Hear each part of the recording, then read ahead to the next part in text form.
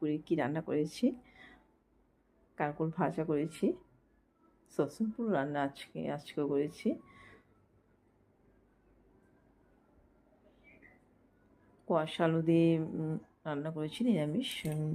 দুটো কোয়াশ নিয়েছি আমি, গ্রেট করে এখানে পাঁচফোড়ন, শুকনো লঙ্কা, আদা ফোড়ন দিয়ে বাঁধাকপির মতো রান্না করেছি, বাদাম ভেজে গুঁড়ো করে দিয়েছি। বেশ ভালো লাগে এভাবে খেলে, আপনার বাড়িতে অবশ্যই করবেন। পুঁই ডাঁটা দিয়ে একটা নিরামিষ সবজি বানিয়েছি, ঝিঙ্গা কারকল দিয়ে।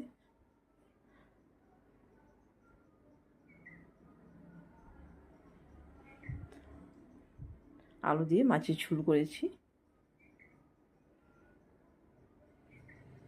এই হয়েছে বন্ধুরা আজকে দুপুরের খাবার।